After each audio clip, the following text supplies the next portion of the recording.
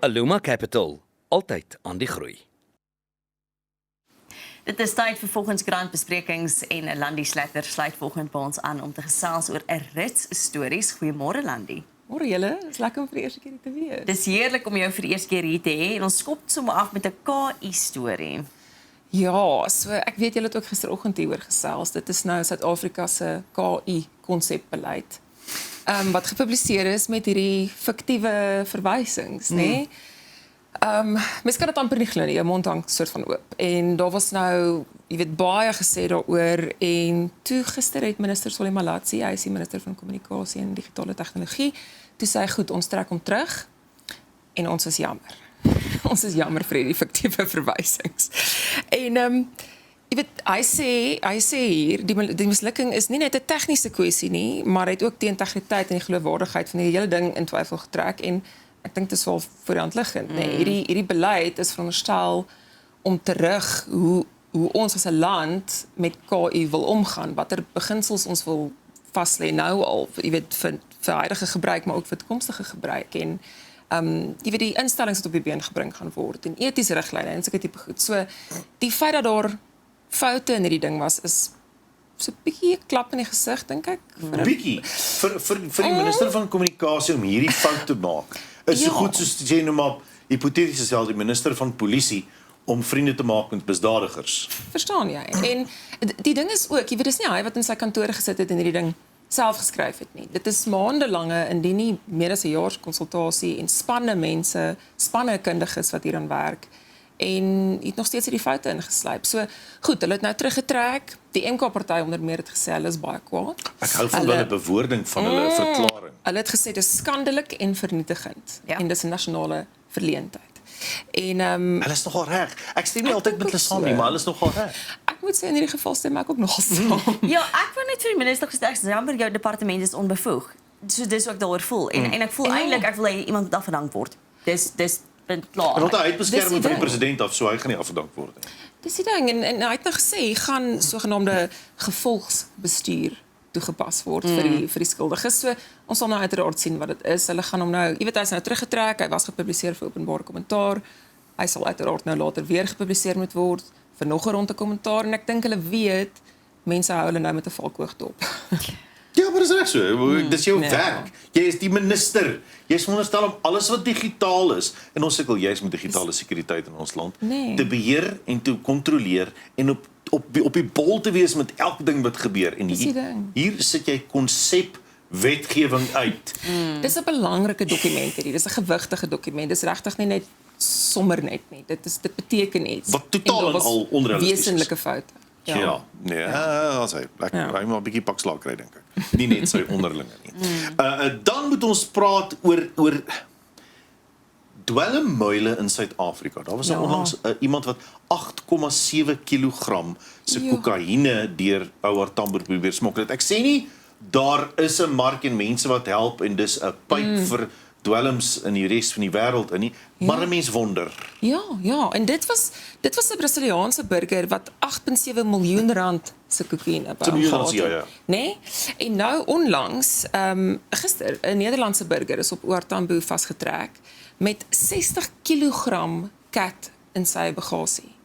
En brigadier Athlenda Mate van die polisie sê hy was reeds besig om te board, jy weet half soort van op die vliegtuig te klim, toe die polisie nou sy bagasie deursoek en toe kry hulle dis 3 van hierdie daai regte tasse met die 4 wielietjies wat jy nou maar sleep op die lughawe, dis 3 van hulle volgepak met kat en hy was op pad na Londen en toe gelukkig kon hulle dit nou uiteraard onderskep. En hulle sê dit is 'n groot poging tussen die polisie en AXA en grensbeheer en die douane. So, jy weet dankie tog dat hulle gekry het, maar dit is 'n reusagtige probleem in Suid-Afrika, regtig. 'n Mens sit en dink in die situasie, ons almal weet dat vlieg jy mag nie 20 kg in 'n tas sit. Nou hier is jy mooi daarin, is daar 3 tasse met elk dan as dit presies gedeel is 20 kg kat in saam met sy bagasie. Met ander woorde, van die tasse moes meer as 20 kg gewees het en moes uit die aard van die saak ondersoek word. Moes spesiaal gehanteer word. Dit trek al klaar aandag. Dis die ding. My bekommernis is net as iemand met soveel bravado met soveel dwelms op 'n vlug klim. Hy's al reeds op die vlug. Die dwelms word nog gelaai Dan is dit mos nie die eerste keer wat so iets gebeur nie. Nee, Daar is nou beslis al nie. suggesties in gerugte van die feit dat daar spesifiek by sommige Suid-Afrikaanse lughawens mense is wat hierdie dwelms deurhelp. Dit is die ding, mens weet nie vir elke 2 wat hulle vang, Hoeveel deurkom? hoeveel deurkom nie. Ek weet nie of mens ooit regtig sal weet nie. Maar dat dit, jy weet dat lughawens soort van 'n punt is of 'n plek is waar hierdie goed regtig gereeld gebeur. Dit is so. Maar dankie tog dat daar iets gedoen word dan. Ja, beslis. Ja, beslis. Verseker. Dan wil ek amper sê in 'n twist of irony wil Rusland help om vrede te bewerkstellig in die Rusland? Midde-Ooste. Ja. Ja, so daar's nou 'n groot vergadering in Sint-Petersburg aan die gang met Putin en 'n klomp hoëgeplaastes van Iran, jy weet ministers van buitelandse sake en so meer. En gister sommer by die intrapslag toe die vergadering begin, toe sê sy naam is Abbas Araghchi, hy is Iran se minister van buitelandse sake, het sommer dadelik die blaam op die FSA gepak en gesê dit is julle skuld dat hierdie vredesooreenkoms of die vredessamesprekings nie regtig op enigiets uitloop nie. Ek dink ons kan almal vir mekaar sê dis 'n soort van op 'n dooie punt. Hierdie kan sê hy wen, hierdie kan sê hy wen. Niemand weet eintlik wat aangaan nie. Die samesprekings is net voortsleepend. Dit is die mekaar. En toe sê Putin, weet jy, ek sal alles van my kant af doen wat ek kan om vrede te bewerkstellig in die Midde-Ooste. So mens moet ook dink, jy weet, hoekom sê hy dit? Dit is voordelig, nee, vir Rusland indien dit sou gebeur om handelsroetes weer oop te stel, om jy weet, ekonomiese stabiliteit, om bietjie sanksies vanuit die weste te vermy, sulke tipe goed. So dit is 'n ingewikkelde situasie. Ek weet Trump en Iran gesels ook. Dit was deur die nag, jy weet, regstreeks soort van gevolg op alle groot nuuskanale. So die hele ding is baie, en ek dink nie dis oordrewe om so te sê nie, die hele situasie is baie broos. Dit is soort van op 'n mespunt. Dit eerliks verander die dinge. So kom ons kyk vandag.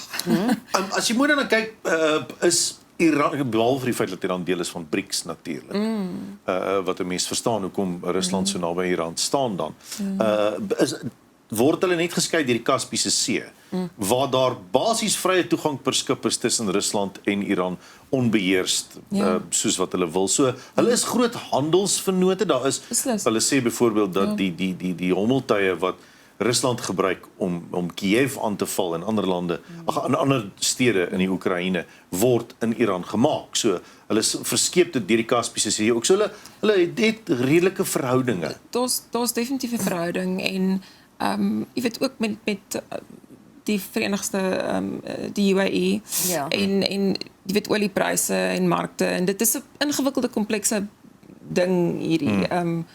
Mens probeer dit vereenvoudig al van 'n gesprek, maar dis regtig nogal ingewikkeld. So ek dink mens moet dit net dop hou eintlik. Maar die feit dat die woord vrede genoem word, Dis goed. dis nou soos om vir 'n leeu te sê, pas net gou vir my hierdie 2 klein bokkies op.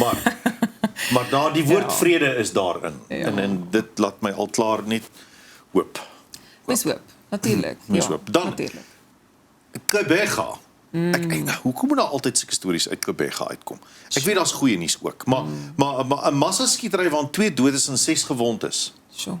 Ja, daar's nog min besonderhede oor hierdie voorval bekend, maar dis 2 mans wat dood aangetref is in 'n huis in die Wells Estate in die hoofstad en 6 mense is gewond wat dadelik toe na hospitaal toe geneem is vir mediese behandeling. En daar's nog nie veel bekend oor die motief nie. Kaptein Sandra van Rensburg van die polisie sê, jy weet, hulle vra vir mense van die publiek om na vore te kom as hulle enige inligting het oor die ding. So ek dink nie daar's nog nie veel besonderhede beskikbaar nie, maar ek dink wat dit ook merkwaardig maak en ook of nog meer hartseer eintlik, dit is natuurlik jy weet tragies, is dat dit so kort na die massaskietery in KwaZulu-Natal ook kom. Waar 7 lede van een gesin, daai 3 geslagte, jy weet uitgewis is. Mens raai foto van die Witkuste by die begrafnisswaal van Jakob. Van die Pariachi gesin, Ja, presies. En dat dit so kort, jy weet 'n 83-jarige tannie en ek dink die jongste slagoffer was 7 in daardie geval. So ja, hier was nou nog een. Kom ons kyk of die polisie iemand kan vastrek. Ek dink mens moet begin die vraag vra oor die hoeveelheid wapens wat op ons strate is. En ek dink dis nogals kommerwekkend om te Nee? weet dat elke tweede persoon eintlik onwettig, ek praat nie vir die mense wat deur die wettige prosesse gaan nie, maar dat daar Ja. so baie onwettige wapens op ons strate is nogals kommerwekkend. In sirkulasie, nee, dis Ja. die ding. Daar's hierdie wapens is daar, dit word ek wil amper sê uitgeruil onder jy weet kriminele elemente. Dit is dit is 'n geweldige storie. Sure. Daar is 'n beroep gedoen op die publiek om na vore te kom met enige inligting oor hierdie spesifieke gebeurtenis.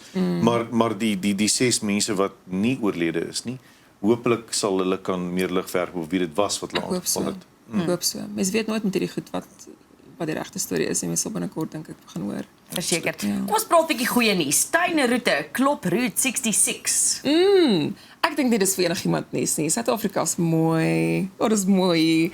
En die tuinroete, jy weet, dis half tussen Mosselbaai en Stormsrivier is wêreldwyd nou aangewys as die beste padreisroete in die wêreld.